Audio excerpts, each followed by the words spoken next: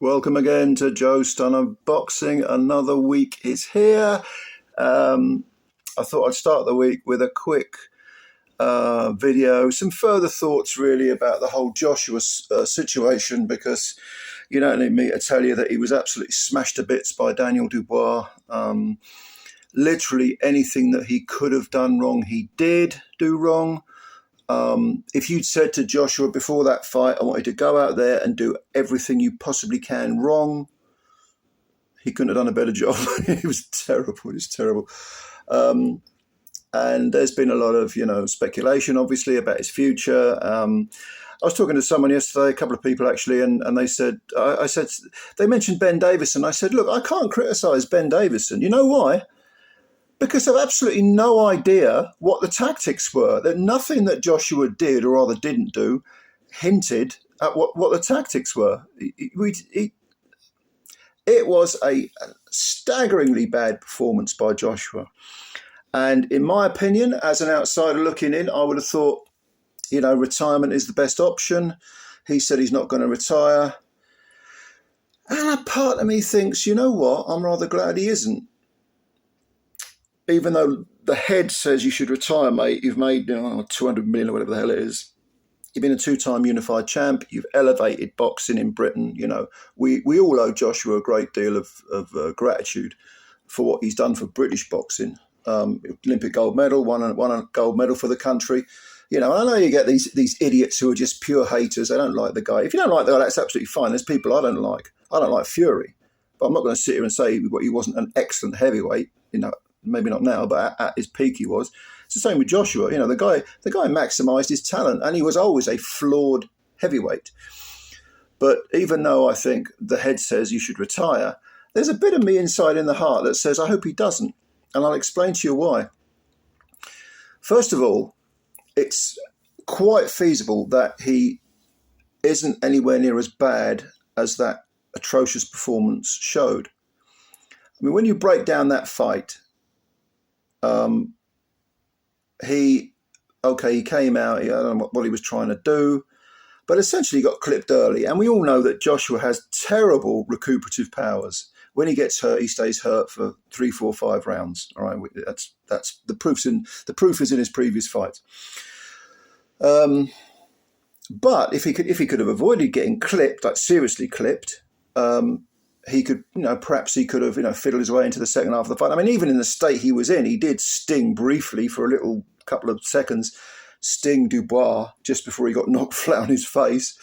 So clearly, if he'd managed to get his rhythm going, I know this is all ifs and ands, I get it. Don't get me wrong. I'm just playing devil's advocate here, right? Then okay, maybe he could have fiddled his way through it and at least gone the distance. So I think there's a fair chance he might not be as bad or as shot, to be honest, as he looked in that fight, because he did look completely shot.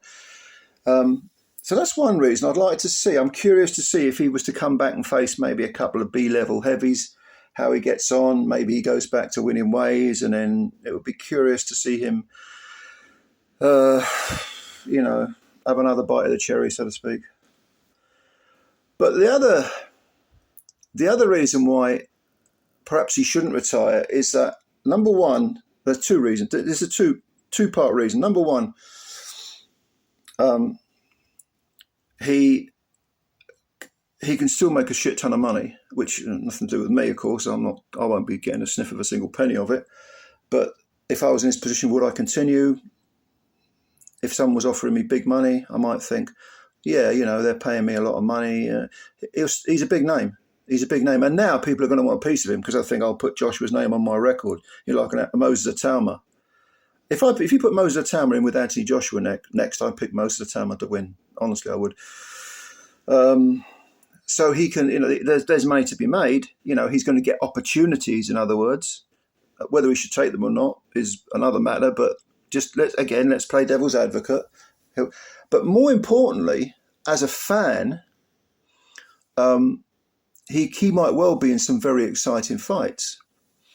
Now, I'm saying all this, and I know a lot of you are probably sitting there thinking, what are you talking about, you daft sod? All right. Well, let me mention someone to you. This isn't a perfect comparison, because no comparison is ever perfect, but it is food for thought, right?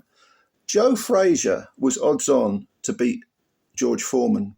And we know what happened when they fought the first time. I mean, they fought twice, but the first time. Frazier got splattered in 2 rounds, less than 2 rounds, and was on the floor, was it 6 times? All right, that was a worse beating than Joshua took off Dubois. And Frazier previously was undefeated, and again, people don't know their history. Frazier was expected to knock out George Foreman. Foreman was considered too crude, came forward. Yes, he was a big lad, but and he absolutely obliterated Frazier. Frazier goes on, loses a rematch. He lost the rematch to Ali. The second fight they had 3. But what happened when he met Ali for the 3rd time? This is when he was damaged goods. Actually, they were both damaged goods, really. But what happened when Frazier challenged Ali for the heavyweight title in their 3rd fight? It was arguably the greatest heavyweight fight ever. Okay, so Joe Frazier came back from being absolutely humiliated against Foreman, having plenty more bumps in the road where he didn't look good. But you put him in there with Ali, who depleted as well, and they produced the greatest heavyweight fight of all.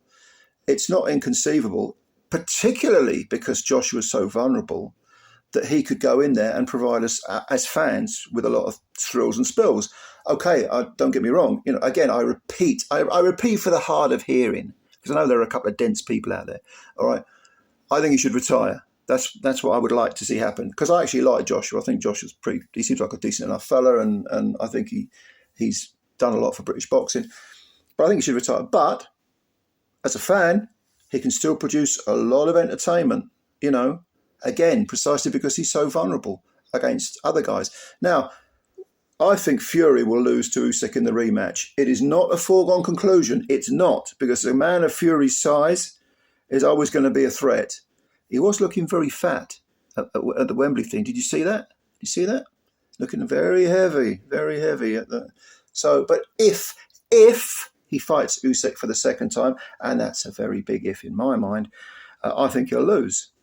But even if he does lose, even if he gets knocked out, do you think that people are going to turn down, that Hearn and Warren are going to turn down the opportunity to make further millions by sticking, a damaged goods Fury in with a completely shot-born and seemingly shot Joshua?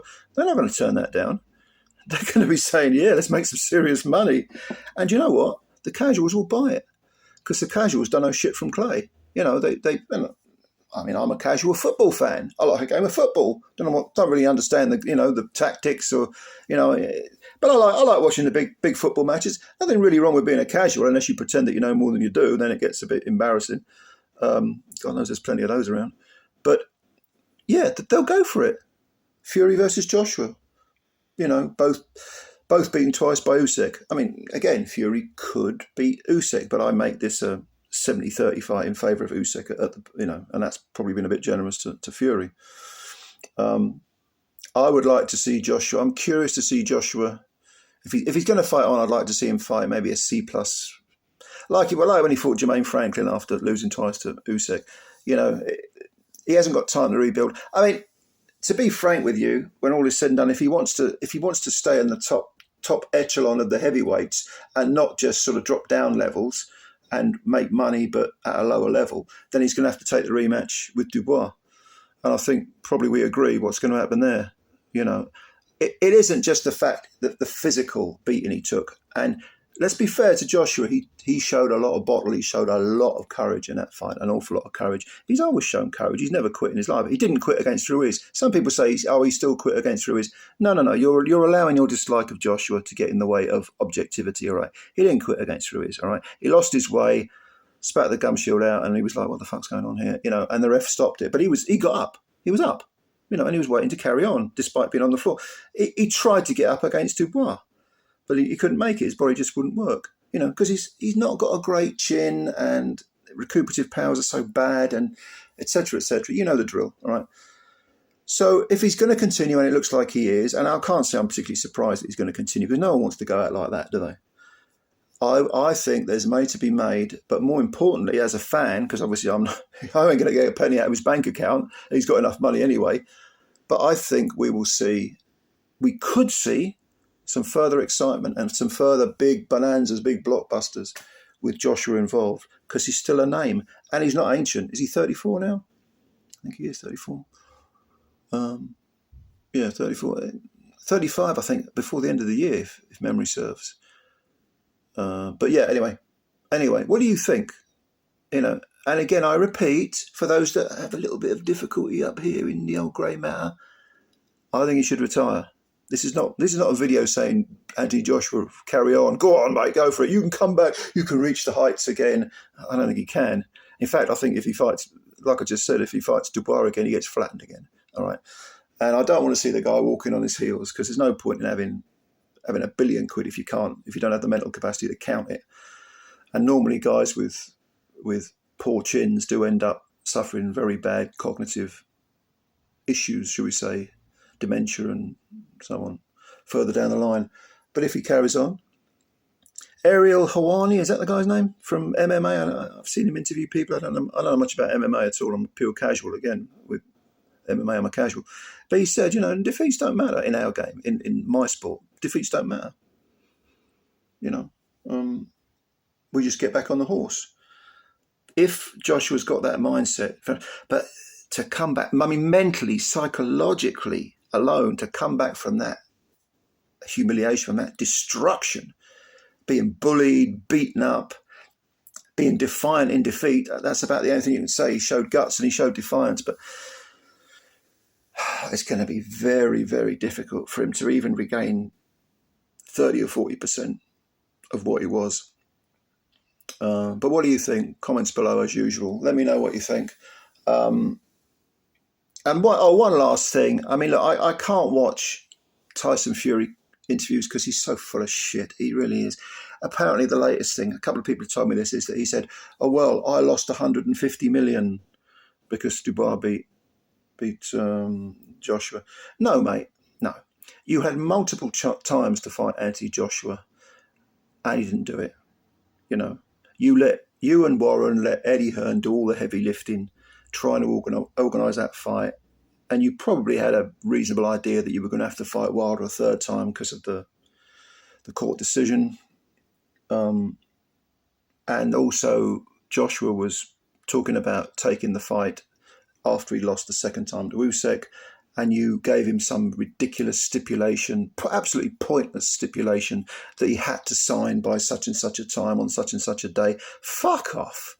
150 million, you cost yourself 150 million, mate. And he's also been talking about how he thinks he beat Usyk the first time, and how, if Usyk gets the second decision, it'll be another sympathy vote because of the situation in Ukraine. This guy is so full of shit. He couldn't lie straight in bed, this guy, honest to God, why do people... He got a cheer at Wembley Stadium, a big cheer. Why? Why did he get a cheer? You don't hear Joshua talking that sort of shit. It's not like I've met Joshua, I never lied to meet him. But at least he doesn't talk that bollocks. He's very PC and very dull, which I suppose if you want to play devil's advocate, you could say, well, at least Fury's not dull. Okay, I'll take that on board. But come on, man. The amount of crap that comes out of Fury's mouth is just defies belief, doesn't it? And people swallow it. Anyway, I've digressed. Comments below about Joshua. Let me know what you think. Subscribe to the channel. Hit that like button as well. Go on, it makes sense. Be lovely. Spread love in the world. Hit the like button and subscribe. Thanks a lot. Bye for now.